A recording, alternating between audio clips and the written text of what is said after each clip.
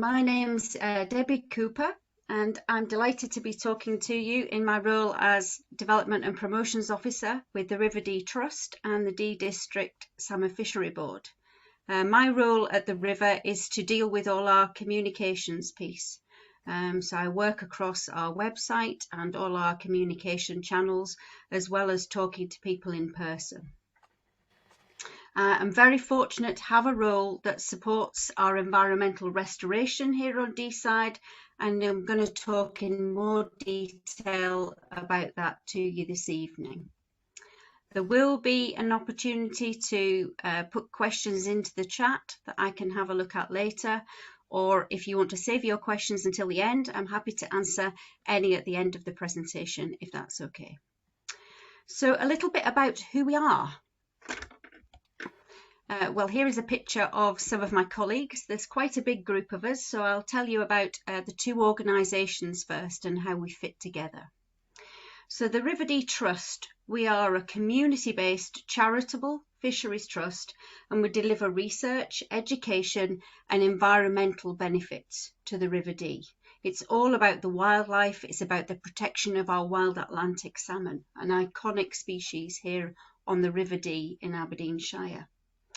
We have 5 staff in the River Dee Trust who work together to achieve those goals. We work hand in hand with the Dee District Salmon Fishery Board. The Salmon Fishery Board is a non-governmental body, it's a statute body, and we look after all the salmon fisheries legislation which is devolved from the government in Scotland to all of the fishery boards and the fishery board where we are. We have a legal duty to protect the salmon and the sea trout stocks in the Dee District. However, we look at taking a much more holistic approach, and we're seen as one of the leaders in the area of fisheries management, and we're very, very proud of that. Lorraine Hawkins, Dr. Lorraine Hawkins, who is my boss, who is the River Director, some of you may know her, may have met her on various presentations, sits on various bodies in Scotland to help shape what happens with our rivers. So I'm going to talk to you a little bit more about the catchment that we have on the Dee and the communities and everything to do with that. The other aspect that I do cover under the Salmon Fishery Board, which might be worth talking about just now, is the tourism aspect. And so I promote fly fishing on the River Dee. I promote new people, young people in particular, ladies in particular, to get into salmon fishing, fly fishing on the Dee, as well as spreading the message about what a beautiful location this is to come and fly fish to people all over the world. So that is also part of the remit, in particular in the role that I do with the Salmon Fishery Board. On to the next slide. So this is the Dee catchment, which some of you who are quite local to me will be very familiar with. We have 87 miles of river that we right from Aberdeen, from the harbour where the river is at right up to the source, up in the Cairngorms, high up in the Cairngorms. So those 87 miles and the catchment of them, all the tributaries that run into them, are part of our remit and part of what we look after. There are 2,000 square kilometres across that catchment, so it is quite a big area for our small team to be able to look after. So I'm going to talk a little bit about Deeside and the communities. You've just seen on the map that we have those 87 miles running from Aberdeen right up into the source of the Dee in the Cairngorms. Marked out by lots of villages that we're familiar with these days, small towns such as Bankery, such as Aboyne, such as Ballater and Braemar, all along the River Dee. So we take ourselves back a little bit in time and we think about our association with people and how they came to the Dee. So thousands of flints have been found along the Dee catchment, particularly close to where the river is. Some of you may have read about this in various journals. You might have seen interesting articles online about it. But there have been a really high concentration of thousands of Mesolithic flint tools which have been unearthed on the banks of Aberdeenshire of the Dee, which were used in the period 6,000 to 10,000 years ago. And there's just a selection of some of these on the screen for you to see and the different ways that they are. Our chairman, Sandy Bremner, the chairman of the River Dee Trust, has got a few of these in his custody, and if we're out and about doing a walk and talk with any of our groups around the river, he does bring them with him, and we show people and talk about them and talk about what they might have been and where they were found, etc. The highest density of these flints is clustered around Inchmarlow, which is very close to Banchory, in the middle of the Dee. But there's also quite a big concentration at Crathis as well, which is quite close to Banchory for those of you who are local, and also Park, which is an area, a country house estate near to Drumoak, again not too far from Banchory. And they're all on the north bank of the River Dee, not the south side, the north side, so quite interesting from that viewpoint. But there are significant scatters of these further up in the upper tributaries and around Aboyne and the Dinner area. So there is a really key association between this lithic density and the proximity of the main stem of our River Dee. And so it does make us think about the wanderings of our ancestors up and down the valley. And they must have stayed very close to the river and followed the river. And that tells us something about their lifestyle, doesn't it? And it tells us about Indigenous people and where they were on the Dee. So Atlantic salmon have been swimming up the River Dee since the end of the last ice age. So I've put a picture of the beautiful River Dee. It's probably around about summertime, this one, I would imagine. Beautiful leaves on the trees there. It could be around the middle area of the river. In fact, I think it's Banchory, looking at the fishing hut in the background here. It looks very much like it's Banchory, and you can just see a bridge in the middle of the photograph, which definitely looks to me like the bridge over the River Dee in Banchory. So it's the middle Dee. So the Indigenous people in the areas of the northwest coast of America, the Deeside Mesolithic people could well have been exploiting the abundance of the salmon, which would have been in the river. And they could have been using nets, they could have been using weirs, they could have been making traps, even using spears and harpoons, and moving upstream as the head of fish progressed up to their spawning grounds. And I'm going to talk a little bit later about the life cycle of salmon and what time of year they're spawning. But in actual fact, it's about now. And so if they were moving upstream along with the salmon, they could have been moving from springtime, because we do have spring fishing on the River Dee. In fact, it's renowned as one of the rivers in Scotland to come spring fishing, and we start fishing from the 1st of February every year. So they could have moved up the river as the fish moved up the river.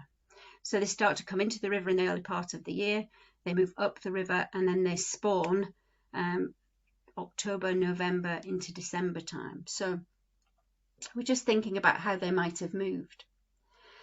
The areas with the highest concentration of flint are predominantly adjacent to the areas that the river is associated with prime salmon fishing these days. And if we were to look at all 47 beats, which beats are areas that we fish on the river, then some of those prime beats are places where these flints have been found. So that would be places like Park, as I mentioned earlier on, which is near to Drumoak. Park is a really key fishing beat on the river.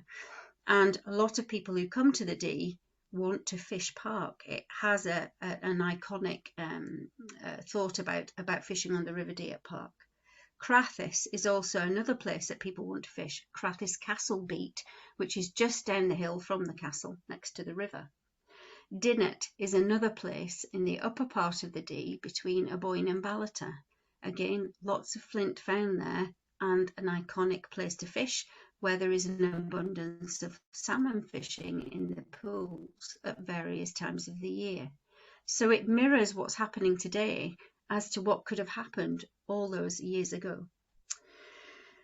So let's have a think about that, moving into the next part. So in the Middle Ages, we're talking around about 500 to 1500 CE. So we're just thinking about what would have been happening. So in the Middle Ages, Scottish kings and landowners placed great value on the salmon fishing sites and their products.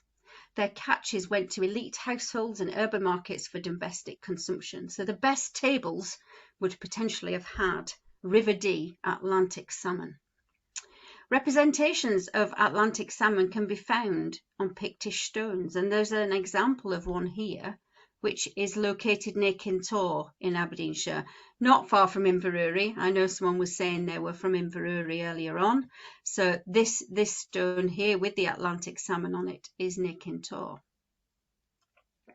Commercial salmon fishing was also a major export business from Aberdeen as an early port in the Middle Ages. So it was part of the export economy very early on.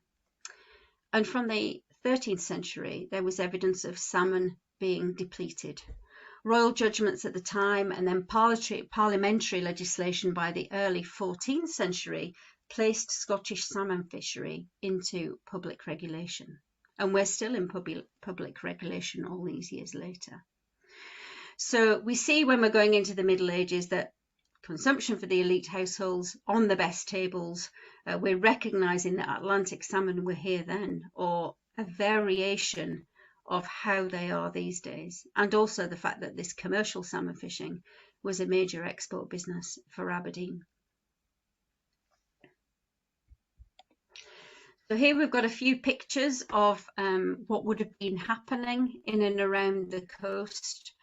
You'll see on the left-hand side and cobble. So you'll see people here salmon fishing on the Dee. So they've got the large net here, and they've got their little fishing boat or their cobble. You can see the chimneys and the factories in the background. And then at the other side, you can also see that they've got nets which are staked off the coast of Aberdeen, and you can see the entrance to the harbour in the background. It would have been like this along the coast, actually, not just in Aberdeen. And again, our chairman, Sandy Bremner, talks about when he was younger and he used to work up on the Spey, at Spey Bay, on the salmon nets. So we're not talking that long ago, really. And it's saying here about 60 to 70,000 salmon caught would have been exported for consumption. So pretty big from a local economy viewpoint. In the 18th and 19th centuries, net and cobble salmon fisheries, where nets trailed from the back of the boat, like the one you see here in the picture, in a circle, were then pulled in. They operated in the lower river and in the estuary, Aberdeen and the harbour, but they came all the way up as far as Banchory, which is a good 20 odd miles from the harbour. So, the abundance of fish there were then, exported. Salmon apparently in folklore was so common, it became a disdained meal. Can we believe that? Wild Atlantic salmon became a disdained meal. And Scottish folklore says labour agreements were forbidding the feeding of salmon to servants, if you had a household, more than 3 times a week. It's quite weird to think about that now, isn't it? The advent of this coastal netting began back in the 1820s, and the use of stake and bag nets was set all along, as I was saying, the northeast coast, so right up to the River Spey and further north. This method caused a lot of controversy, and it is now really thought that this netting has really affected the future of our salmon population because of overfishing. Essentially, this has had a really knock-on effect now. This led to an inquiry in 1824, but despite proving evidence that showed a decline in the in-river catches after the introduction of these coastal nets, nothing was really done at that point. I'm going to come back to the life of the salmon in a moment. So in the 20th century, the rod and line fishers started to salmon fish for recreation. And this is what we still have on the Dee. It's part of our rural economy. So 20th century rod and line fishery for recreation, anglers with rods, as you would see today on the banks of the Dee between February and October, who are fly fishing the salmon. By 1999, though, all net fisheries within the River Dee in the coastal waters, such as those you see here, were stopped. They were ceased to operate because we couldn't sustain those catches. For the rest of the country, this was only achieved in 2016 when it was still Scottish Government legislation. The Dee was a pioneer in what we call catch and release. And I don't think it is even well known these days that we catch and release, even though we have since 1999 on the Dee.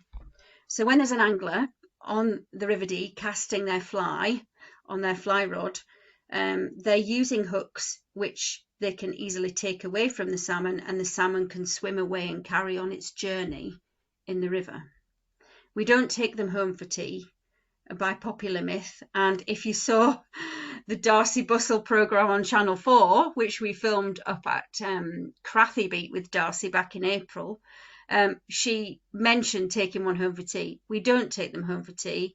And she mentioned Balmoral. Balmoral don't take them home for tea either, because our Atlantic salmon, we want them to continue their journey and to spawn the next generation on the river, because the numbers are declining seriously, and I've got some figures to show you on that.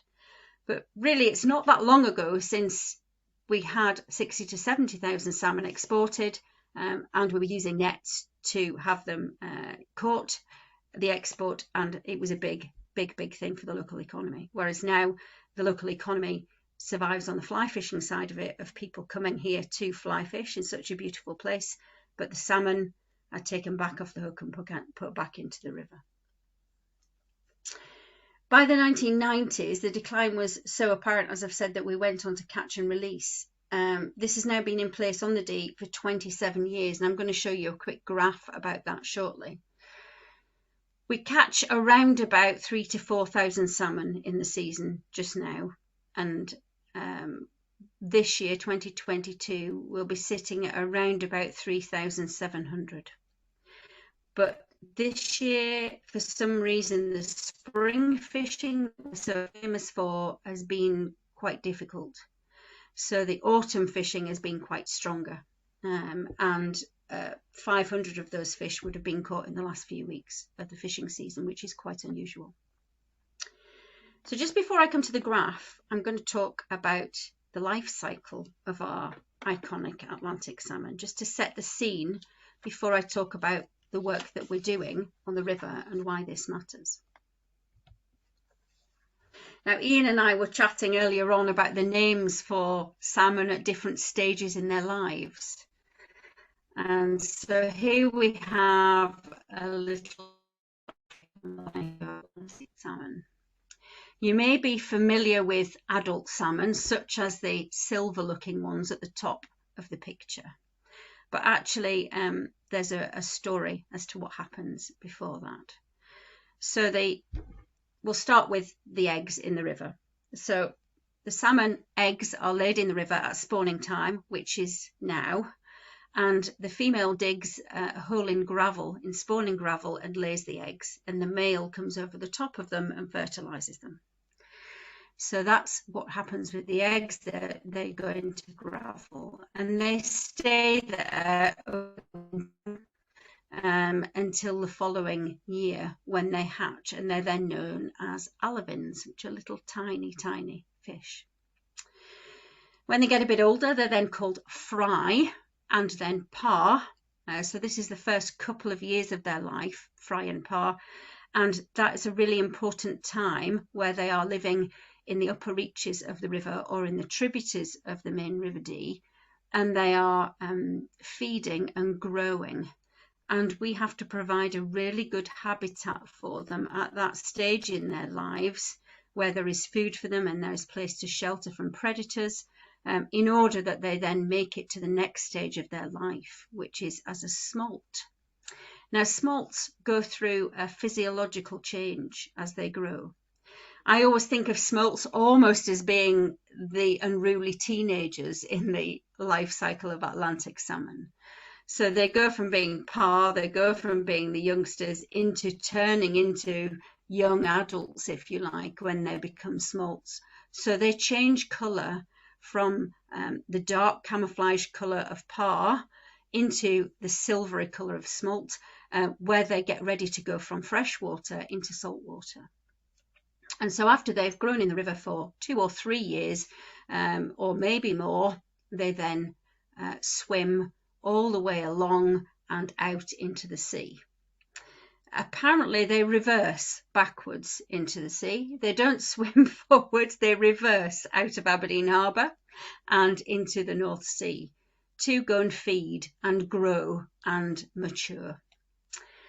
So off the smolts go into the big wide world out there, as our teenagers do when they reach the age of maturity, and they go out to sea, they feed, and after one winter they come back into the river and they're known as kelts, but they're adults, basically young adults, and then they may well go back out into the sea for a second year, and then they return as adults ready to breed. They can be out in the sea for 2, maybe even 3 years sometimes. So we can see fish coming back into our river who are 5 years old. Now you might think, okay, so they've gone out of the River Dee when they're smolts, and then they come back as adults. How do they know how to do that? Well, they actually have something that is inbred, where they know where they were born, and they come back to the river of their birth to spawn and create the next generation. So when they come in as returning adults, they then change colour again in the river when they're getting ready to breed.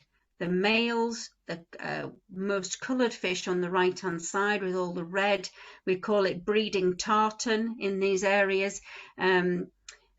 They change, so they have, their mouths are different, they look slightly different, but also all the breeding colours that he has on to attract the ladies. So that's where they get to. So the whole of that life cycle of the salmon is what we have to think about when we're looking at our restoration projects and our habitat projects, and how we help nature to do its job to protect these iconic Atlantic salmon as well as other species that we have on the River Dee. As I mentioned earlier, salmon decline has been something that we've been looking at for a number of years, and you can see here the decline in what we call the rod catches over the years, meaning the ones that the fly fishers have hooked and put back into the river. This is really concerning for us and all the fisheries in Scotland and England and Wales, but in particular us on the Dee. And we have to really act to see what we can do to change this decline. So you might think, okay, we mentioned overfishing, but what else causes decline in the salmon population? Well, here are a few ideas of how we think things are changing just now. So we're not alone in seeing this, as I was saying, so it's been quite heavily monitored as to what's happening.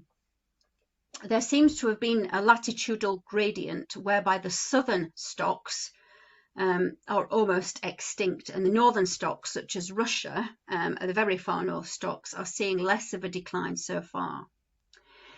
With the potted history that I've just given you about what's happened on the Dee and what we've done with the fish that we've exported and the numbers we've caught and the potential overfishing we have, we might think that that is the only cause, but it really isn't. Some of the things we deal with here which have impacted our water pollution. Now, we might think that over the last 100 years in particular, we've had other things that we have introduced as humans which could have helped things degrade for the salmon. So we've had mass industrialization, where that can have a knock-on effect in the practices we use in that industrialization. The human population, especially in a rural area like Deeside, when we think of all the houses that have been built, all the industry that's come, the oil and gas industry into Aberdeen, and the intensifying of urban and rural land use. It's been an absolute explosion, really, in terms of what's happened. and this could have affected the river and the impact on these salmon. So going back to water pollution, this can arise from land use, urbanisation, from sediment, from chemicals, and from sewage. We don't tend to have too much of an issue from the sewage side up here on the Dee. Some of the areas in England definitely do. And you've probably seen, if you look at water quality at all, there's quite a lot of complaints down in England in particular about pollution in the rivers. We had a post on our social media pages about a month ago, which was about pollution coming into the river at Inchmarlow, which is one of the places I mentioned earlier when I was talking about flints. Inchmarlow, close to Banchory, there's a huge house building project on at the moment with large houses being built.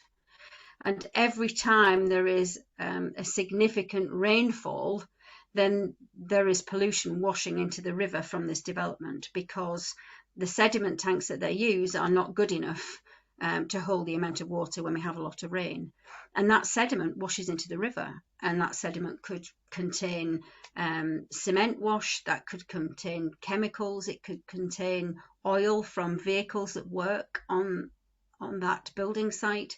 So water pollution for us on the Dee, even though our water looks very clean, pollution from house building and urbanisation and land use is something that we have. Also from agriculture, I have a lot of agriculture along by the Dee, and agriculture and chemicals that might be used on the land can also wash into the river. Construction can be an issue for us, and we've got on here about dams. Dams can be an issue. The Dee wasn't too badly affected compared to the River Don, which has had quite a lot of dams put on it over the years, and weirs as well, remnants from the old paper mills on the River Don, out near Inverurie and nearer to the city of Aberdeen. And they do hinder upward migration of the fish. So when they get to adulthood and they're coming up the river to find spawning ground, if they can't get over a dam or they encounter a weir, then they stop, and we then wouldn't get them spawning because they can't get to the right place. So part of our work has been to remove obstacles to migration where we can. So take away dams, remove weirs or put access around weirs. And in actual fact, up at Glenmick, just behind Prince Charles's old house at Burke Hall, there is a fish pass which was installed, which has helped us get over an obstacle which we knew was very close to where the fish want to spawn, up at Glenmick. So dams have been a big issue, but habitat loss is something I'm going to talk about in a lot more detail in a few minutes. Habitat loss meaning what exactly? Well, habitat is what we need for those young fish that were in the diagram earlier. Habitat is what we need for the fry and the parr to be able to grow into strong smolts to go out to the sea in the best condition possible. So we have to provide shelter, and we have to provide protection from predators. So protection from predators such as birds, fish-eating birds. So if we don't have any trees, then there isn't any food that could drop into the river, because the invertebrate life isn't there on the trees. The leaves don't drop into the rivers and the tributaries, so the small fish haven't got anything to feed on. They also don't have anywhere to hide. So we've got to look at how we can help that. Some of you may have heard of a film called Riverwoods, which was publicised quite recently. And Riverwoods refers to salmon as being a forest species. We don't think of that, but actually they've evolved to live in forest catchments where trees provide those vital nutrients, habitat, and now shade. And we need shade because of climate change, and more so now with us having hotter, drier summers. So we have to have places for our young fish to shelter to keep out of the heat. Otherwise, we have a mortality issue with those young fish and adult fish as well. In years gone by, Scotland was 70% forested, and now the Upper Dee catchment has only 8% woodland cover. And that upper Dee area is where the young fish are going to be in more prolific numbers, and also where the spawning habitat is. So we really have to get to grips with all of these things, but in particular priority for us is the habitat loss. So you'll see here, there's quite a lot of detail on these maps. I apologise for the one with all of the urbanisation on it, but we can see here what the profile of the river used to look like. It's changed a lot. Looking at the mouth of the river, the Dee estuary, on one side is a map from the year 1800 or thereabouts, and you can see the width of the river. You can see how it comes in into the River Dee from the natural channel from the sea. There would have been wetlands, natural wetlands, there would have been marshes, there would have been plenty of refuges for fish of all different ages and for other wildlife. That habitat has completely gone. It's not there now. If we look at the opposite map, you'll see all of the urbanisation, and you'll see how the harbour has been built and industrialised, and how that affects what the river now looks like and where the channel is. All these changes sadly have pushed our Atlantic salmon into a long-term decline. And this is compounded by what I was just mentioning to do with climate change. On top of that, survival at sea. When those little smolts, those unruly teenagers, head out into the North Sea, they're going to encounter lots and lots of obstacles. They're going to struggle for survival to be able to get back to the river of their birth to have the next generation.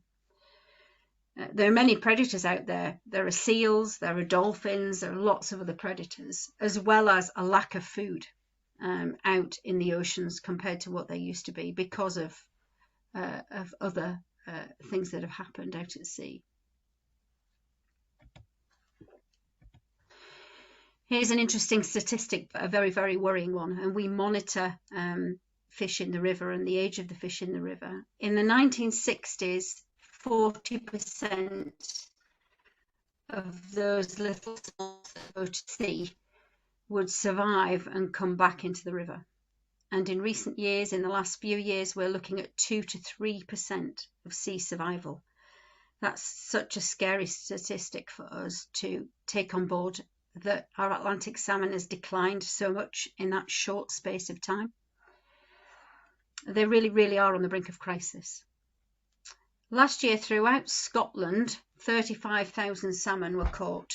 And those 35 salmon are the ones that I'm talking about that fly fishers would be catching and putting back into the river. We're not talking about the salmon that we see in the supermarket. That is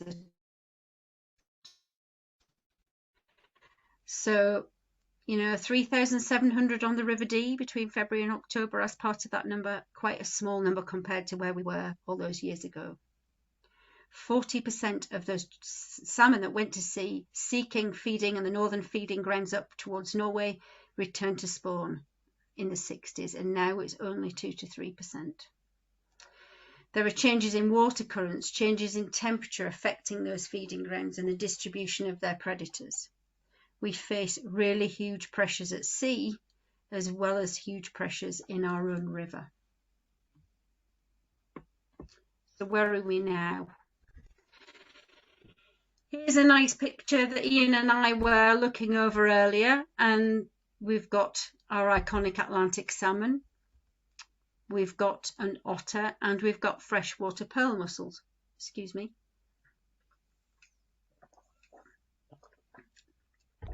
The beautiful River Dee here in Aberdeenshire is a special area of conservation. We have an SAC classification. This is the highest classification for conservation of a river in Europe. And this designation is because we are considered a really important home to these three key species. Our Atlantic salmon, as I've been talking about, the freshwater pearl mussel, which I've got to say, before I came into this job 18 months ago, I didn't really know there were freshwater pearls. and why they are so important. And there is the otter. Pearl mussels are in a critical state similar to the salmon and having succumbed to the same pressures that have impacted our salmon. These three species are intrinsically linked together.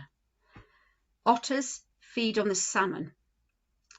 Pearl mussels filter the water to provide a clean habitat, and the salmon are the host for the pearl mussel larvae, which could otherwise not survive.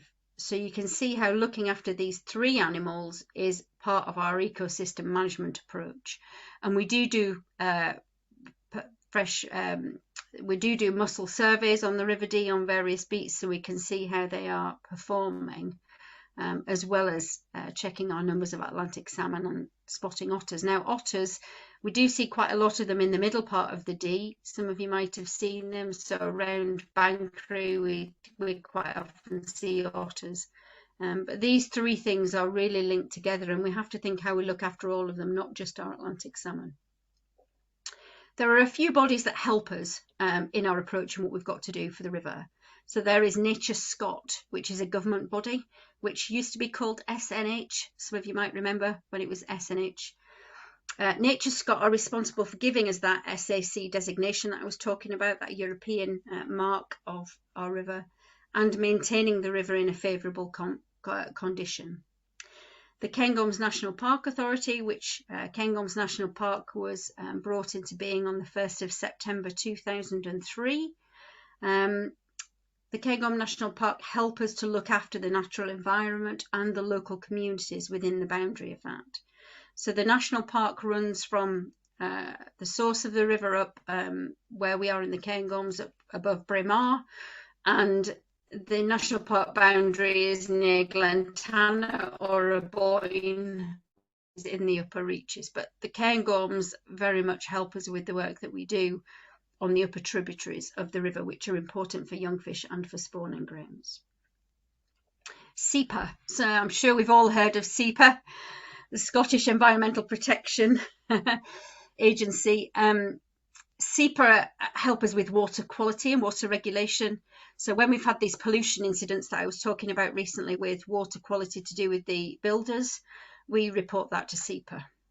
And we make sure as many people as we can report that to SEPA on Twitter as well, because SEPA listen to Twitter and they monitor what goes on. So we alert the Scottish Government via SEPA if we're dealing with pollution or regulation of water quality issues. The Fishery Board, as I was talking about earlier, and the River Dee Trust focus on fish and restoration of aquatic and bankside habitats. And all of us, plus there are organisations and agencies that we work with, the local councils, the Scottish Forestry, the Partnership, and all of the proprietors who have beats on the river help us to achieve the best we can for these three species. So community value, there's a few pictures up here I just want to talk about. You'll see the River Dee being used for lots of different things. There's a picture of a couple of guys looking into their little box of fishing flies and deciding which one to use. This is on our 24-hour fishing event, which we had back in June. We had 33 anglers on the river, and they fished for 24 hours on 7 different beats. And we had Robson Green and Jim Murray taking part in that event this year. And they actually produced a programme which will be aired on ITV in March 2023 about the fishing marathon. But it also covers our habitat and restoration work and the story of the salmon. So we'll be putting that out on our website and our social media channels when we have the date. You'll see Howard Butterworth. Some of you might have heard of Howard. He paints. He's very well known on the river and he's very good to us. And he river scenes, as I'm sure people have who love their painting, seen some iconic views on the Dee. You'll see a lady doing her wild swimming. Wild swimming is a newer thing since lockdown, but wild swimming and the quality of the river makes a difference. And also kayak, as you'll see here at the bottom. Lots of different pastimes that go on the river. The Dee is really important to all of the communities along it. The fishing that I was mentioning earlier, the tourism value of the fishing is really, really important. Around about £15 million, £15 million a year to the river and the valley. That's important in such a rural economy. From Bankery upwards, it's a rural economy in the Shire, but also to the city as well. But it helps if you think that people come fishing, they arrive in the destination, they maybe put fuel in the car at the local petrol station, they buy food locally, they stay in local accommodation, whether that's hotels or B&Bs or fishing bothies or wherever they stay. They spend money in the destination on food and drink, and they spend money on fishing. We have over 500 jobs on Deeside that are dependent on the fishing economy, and that's direct jobs. So that could be gillies who work on the river, fishing guides, casting instructors, all that kind of thing, as well as indirect jobs in tourism, such as the hotels and the shops, etc., the restaurants. So for a rural economy, those 500 jobs are absolutely vital, and another reason why we need to preserve the life on the river and our wild Atlantic salmon, so that we can continue to grow and thrive in this rural economy and provide jobs for the next generation. In addition to fishing, there are many benefits to the local community, as I said here, such as water sports, wild swing that people can do, walking, art, etc. And then there's Aberdeen Harbour, and the thriving Aberdeen Harbour that's been at the river's mouth for nearly 900 years. And there is a development of a second harbour just now. So Aberdeen Harbour is very, very important in the economy as well, and part of the river structure. The Dee affects our daily lives because it provides households and businesses with water. There are nearly 300,000 people within Aberdeen City and Shire that depend on the quality of that water, the quality of the drinking water. So we've got to think about that as well, and not just the fact that we're thinking about the fishing or the other things we can do on the river.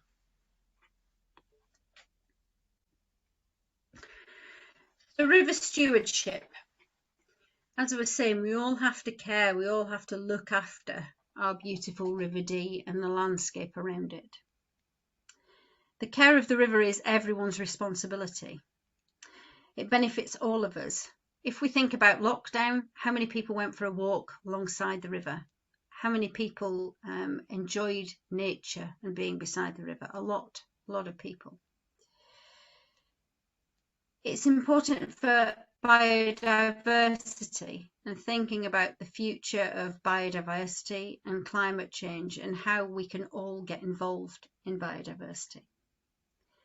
All of our wildlife, the salmon that I've mentioned, are keystone species. They're telling us that the river is far from healthy because of that decline in numbers. It's like the canary in the mine. It's an alarm bell ringing for us, and we need to think about how we can move forward and how we can mitigate some of these difficult things that are going on in terms of pollution, in terms of climate change, and what we can do to help it. So here's a picture. Now, if you were thinking about coming on holiday to Scotland and you didn't live here, you might think about this as being a Scottish landscape and the fact that it's wild and it's beautiful. And when I arrived in Scotland some 24 years ago, I remember driving up past Ballater up towards Bramar, and this is a feature of the upland landscape here. This is part of the Dee catchment up near Marlodge Estate, and thinking, wow, this wild, beautiful landscape. Well, yes, it is wild and beautiful. You'd feel overwhelmed by this amazing, vast, open space in the landscape views. But actually, this isn't really a good thing. Where is the life here? There are no trees. So what happens to the wildlife if there are no trees? It's highly degraded.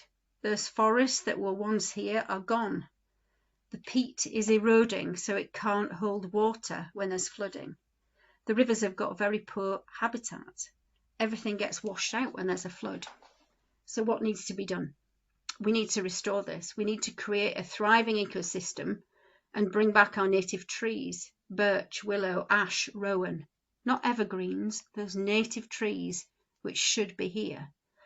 And at the River Dee Trust and the Dee District Salmon Fishery Board, we are really serious about our plan to do this so that it can affect the whole of the ecosystem and increase the biodiversity on our catchment. So let's talk about trees.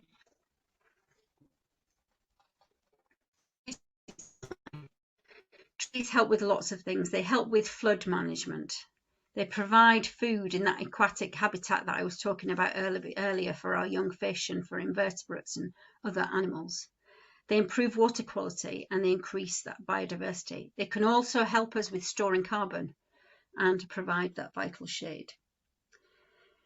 So we've got to really get our head around what we do with this. And at the River Dee Trust, we have been working towards our plans over the next wee while until 2035. I see somebody's asking me something in the chat. I'll have a quick look. How does the restoration fit with driven grouse? Well, that's an interesting one, Joyce. The landowners in the past have removed the trees because of country pursuits such as grouse. And we have to work hard to convince them to make changes for the good of future generations. I'm pleased to say that we work quite a lot with Balmoral Estates and Glenmick Estates, and in particular our new king is very pro trying to help us in terms of the restoration of the trees, but obviously they also run a sporting estate, so there is a bit of a juxtaposition between the two things, but we're doing our best.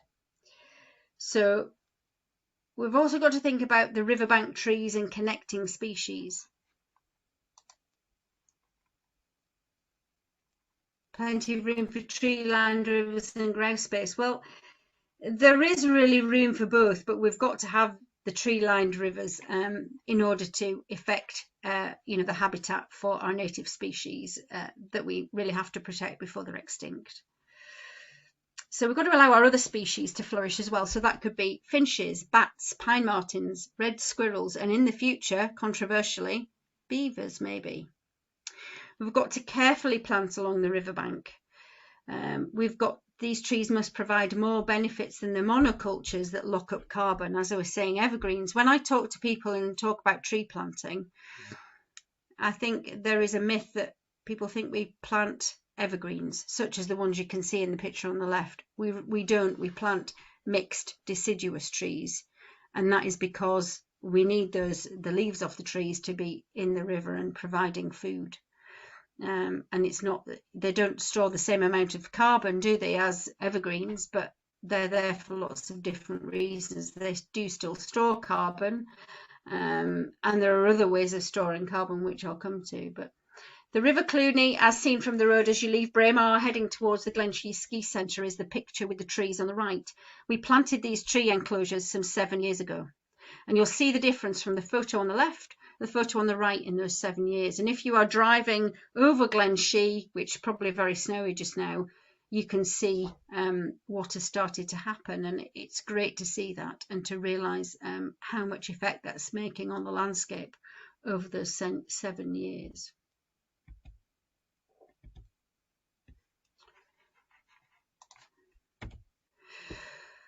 So our 1 Million Trees campaign.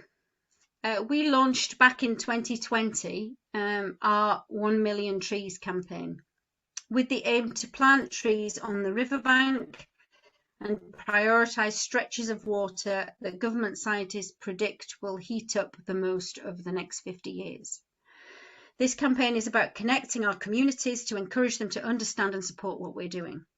The 1 million target has been helpful in getting that message out there and explaining the scale of what we've got to achieve. But the reality is we'll be keeping going after we hit the million because it's helpful habitat restoration.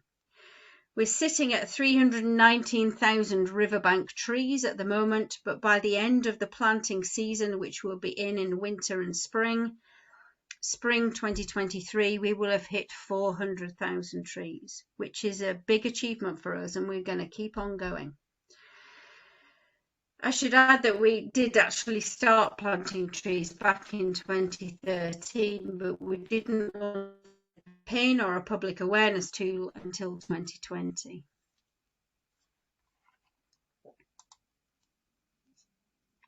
Deer numbers an ongoing issue, Joyce. Marlodge has shown how brave decisions can make a difference. We are working with Marlodge. They're one of the big landowners that we have. When we install trees, you can see actually in this picture that they're in groups. We have tree enclosures which have mixed trees in them, but there are some on the outside of those tree enclosures which are probably going to be sacrificial in terms of being deer nibbled. But that's deliberate so that the trees in the middle can grow strongly and we will still have trees in the enclosure. The other thing is we do put in deer fencing in places where we can and where it's appropriate to do so, and we get the landowners to agree where the deer fencing can go. We also put in fencing to make sure that the deer can't get too close to the trees, but they can still get to the river to drink in places, that kind of thing. So we do have mitigating measures for deer and sacrificial trees, but they're not going to eat the whole lot because of the way we planned it. So yeah, there is an issue with deer, but Marlodge, as you say, are leading the way in lots of initiatives around what's been happening with deer. There are a lot of deer in the upper Cairngorms, and we have to work with that and do what we can. If you've been up to Loch Mick, some of you will have seen our projects up at Loch Mick, and they're very easy to see. We went up to check them after the big floods the other week, and everything is still okay, thankfully. At Loch Mick, we've got lots of tree enclosures like the ones you see here. And you can stand on the bridge at Loch Mick and see those tree enclosures and see what they're doing. People can leave a legacy as well. People can buy one of these tree enclosures in memoriam for someone, and they can get the ordnance survey details. So if they want to, they can go and visit the tree enclosure, and that's become something which we quietly do in the background. There are details on the website about it so that people can join in and be part of this Million Trees campaign. Sorry, when I touch the chat box, it stops the slides. So here you can see some groups of people. Some are here up at Braemar, because I can see Braemar Castle in the background, and you'll see another group of volunteers with their trees and some of our team. Colin at the front left in the beard is one of my colleagues. He's the fastest tree planter. He goes really quickly with his trees. So people can come and volunteer to plant trees with us. We have Rotary clubs, we have community organisations, we have young people come and plant trees. We have corporate groups. It's great for a day out. It gets you out in the fresh air. We can talk a little bit more about what we're doing and why. So if that's something you're interested in, then you can contact me. But you can see people out doing that. We do plant, as I say, in the autumn, winter, and in the spring. We don't plant in the summer and the early autumn. So upland restoration, I've talked quite a bit about habitat. I'm going to go into a bit more detail about some things other than trees just now. So trees are at the heart of the restoration projects that we do, but there are other things that we do as well that are connected to the biodiversity agenda that we have to be on. We've been installing what we call LWS, large woody structures, which you can see one in the picture here. Again, you can see these up at Loch Mick if you go walking at Loch Mick above Ballater there, and you stand on the bridge at Loch Mick, you can see quite a few of them. We anchor these large woody structures into the riverbed, and we put them there so that those young fish that I was talking about earlier, the fry and the parr, can hide underneath these tree roots for away from predators. And also these large woody structures help the river to create gravel areas where the fish can spawn. So they have a twofold situation there. They also help when it's when the floods come and we have big dumps of water, to make sure that the river is moving easier around And so if you go and see up at Loch Mick, you'll see some of these LWS or large woody structures. Some of the other river boards and fisheries are doing this as well now, but we were really quite pioneering in putting these into the river. And it's quite interesting in terms of how they actually work, how these structures work. We use windblown trees as much as we can. So up at Loch Mick, these windblown trees came from Balmoral Estate.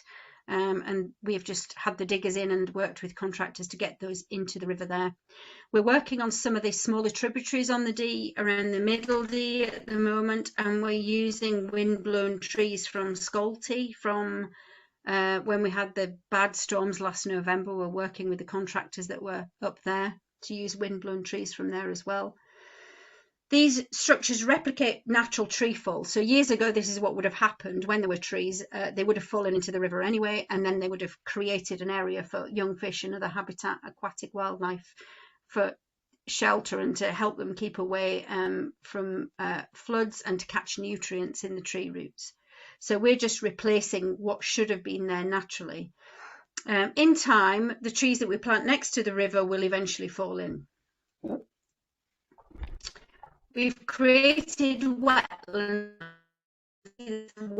creation on one of the other pictures here. This is along the river's floodplains, and it's an area for wading birds as well as habitat. It manages extreme water levels, and the land can start to act like a sponge again, soaking up the excess water and releasing it slowly back into the river in the drier spells, because we have more extremes of climate these days. We also have leaky dams and debris dams. Again, an example of that on the picture on the bottom half of this slide. They help river flow and they slow water down and release water under lower flow conditions as well. So it's a case of not just doing trees, but restoring all of the habitat. And this is more in the upland areas of the river.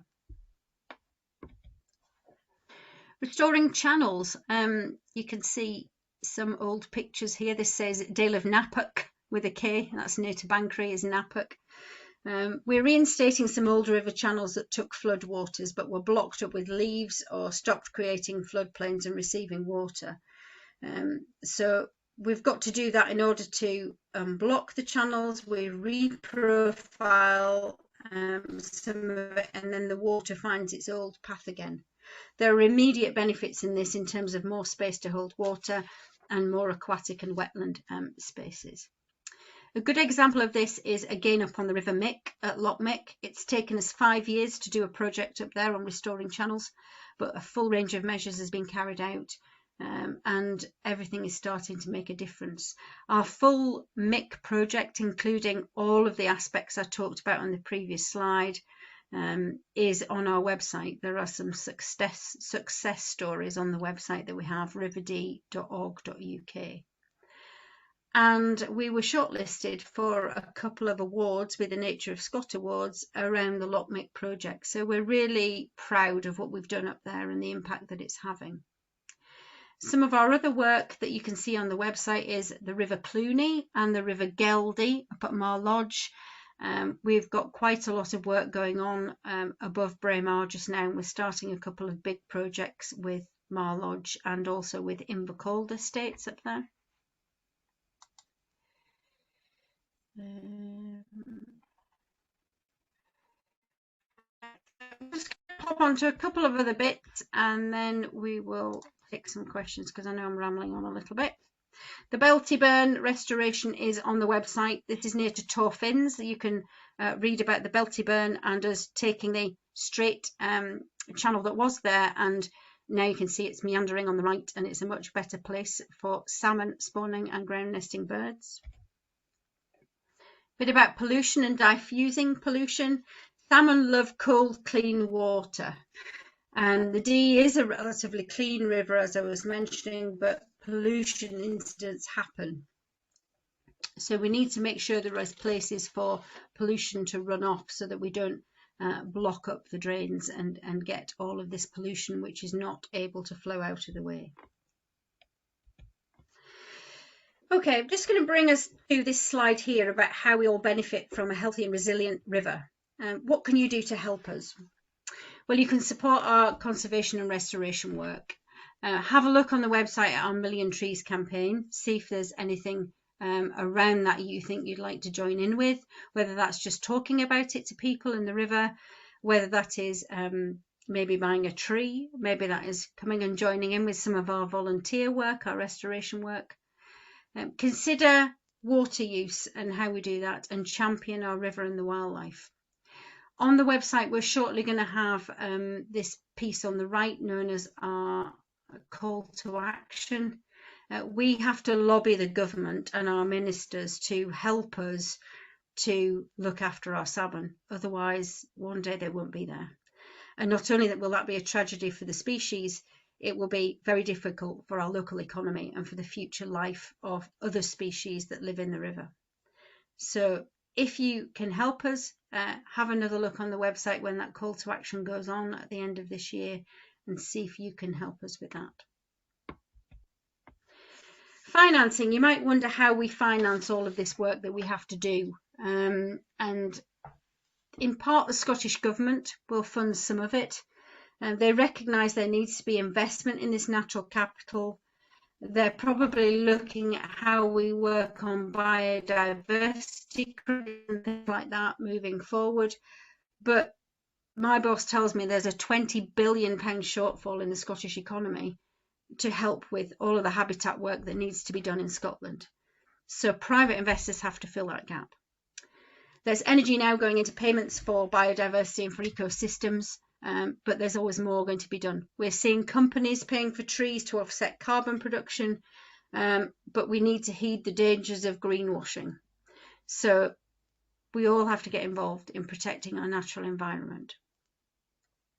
And we have to find ways of working together to do this, whether it's through lobbying the government, whether it's through doing fundraising, which we do through the River Dee Trust, whether it's through the money we get through the fishing beats and people who come to fish on the river,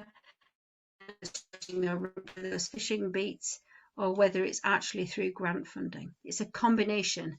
It's not one thing which is going to get us to where we need to be. So just a quick recap of how you can get involved. Come along and join one of our volunteering days. You can come and plant trees, or you can come along and help with some of our other issues like removing invasive plants. You can get involved in fundraising with the River Dee Trust initiatives. You can join in with our Million Trees campaign. You can promote and publicise our work if you see it out there and talk to people about it. If you're looking for a special Christmas for someone, we have on our website an area where you can buy a book about the Dee, or you could buy a River Dee buff, like that goes down the top of your coat to save the snow going down it. We've got 3 of these on the website. You can buy them. They're made out of recycled materials, £15 each, and all our profits are going back into the River Dee Trust. So there are quite a few things you can do to help us. So thank you so much for listening to me tonight and hearing a bit about our Atlantic salmon and the River Dee and the community around it and the habitat work that we're doing.